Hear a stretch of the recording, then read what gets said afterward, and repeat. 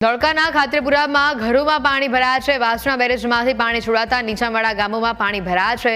ધોળકા પાસેના ખાતરીપુરા ગામમાં પાણી ભરાયા છે। લોકોના ઘરોમાં પાણી ઘૂસતા લોકોએ ઉપરવાસમાં રસ્તા પર બેસવું પડ્યું। નુકસાનીને લઈને સરકાર મદદ કરે તેવી લોકો માંગ કરી રહ્યા છે।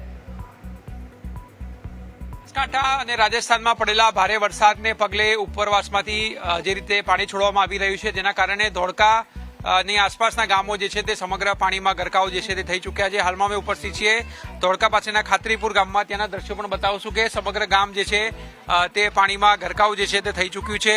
લોકોના ઘરમાં 2-3 ફૂટ જે છે તે પાણી ભરાયા છે અને લોકોએ હિજરત જે છે તે કરી જવી પડી છે। લોકો રસ્તા ઉપર હાલ બેઠા છે કારણ કે તેમના ઘરમાં જવા માટે કોઈ પણ રસ્તો જે છે તે હવે રહ્યો નથી અને સમગ્ર તેમની ઘર વખરી જે છે તે પણ નાબૂદ થઈ છે। તમે જોઈ શકો છો કે ન્યૂઝ કેપિટલના કેમેરામાં કે ખેતરો અને ત્યારબાદ જે પણ ઘરો આવેલા છે ત્યાં જવું પણ હાલ મુશ્કેલ થઈ પડ્યું છે અને સરકારની મદદ જે છે તે લોકો ઈચ્છી રહ્યા છે। ખાસ કરીને 1000 થી 1200 વીઘા જેટલો ડાંગરનો પાક જે છે તે પણ નુકસાન પામ્યો છે। આપણી સાથે ગ્રામજનો છે, તેની સાથે પણ વાત કરશું।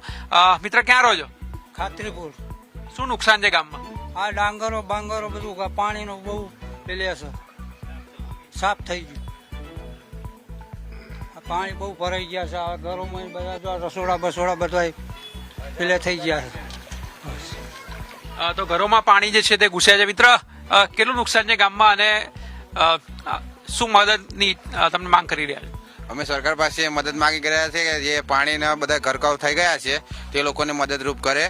અમે ધોળકા જે 1200-1300 વીઘા જમીન નિષ્ફળ પાક ડાંગરના પાકને નુકસાન થયું છે તે બધાને સરકાર સહાય કરે એવી અમારી અપીલ છે। શું તકલીફ પડી રહી છે ગરડા લોકોને? બધા ગરડા લોકો તો તમે જોઈ રહ્યા છો, ખાટલામાં બેસી રહ્યા છે, પાણી છે, ચારે બાજુ પાણી છે। અમુક ટેકરા વિસ્તાર છે ચોખ્ખી જગ્યા છે, બાકી બધે પાણી જ છે।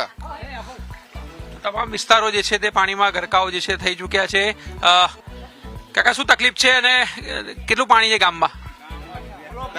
કેટલું પાણી ગામમાં? ગામમાં બહુ કેળાવું પાણી છે।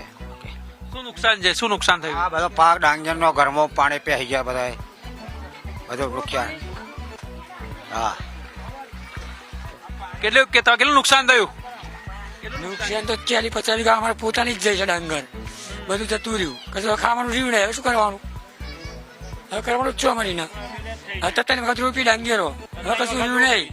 ખાતર નાખ્યું, દવા નાખી, કશું રહ્યું નહીં મય, તો હવે કરવાનું જ છો અમારે। બીજી વખત પાણી આવ્યું, હવે કઈ સહાય કરે તો સારું સરકાર। ડાંગરને તો પાણી જોઈએ પણ આટલું બધું ના જોઈએ, શું કહો છો?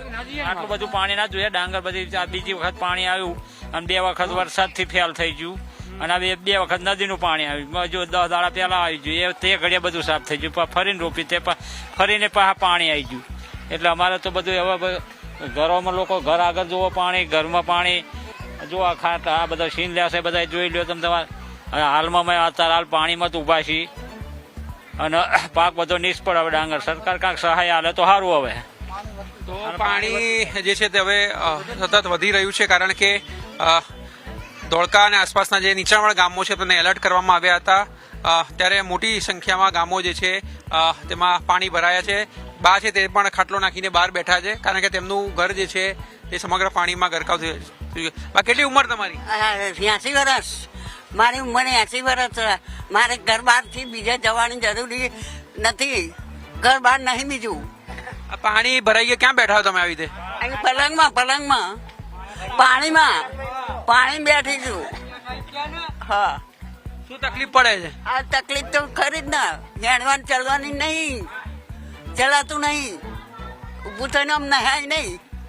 હા, તકલીફ બહુ છે મારે।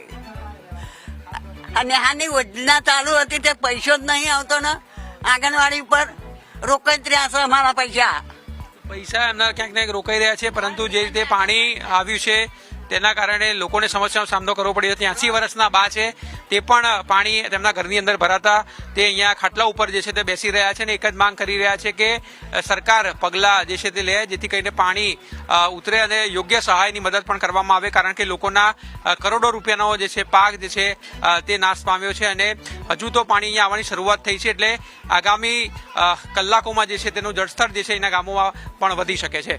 કેમેરામેન રીતેશ સાથે આશુતોષ ઉપાધ્યાય, ન્યૂઝ કેપિટલ, ધોળકા।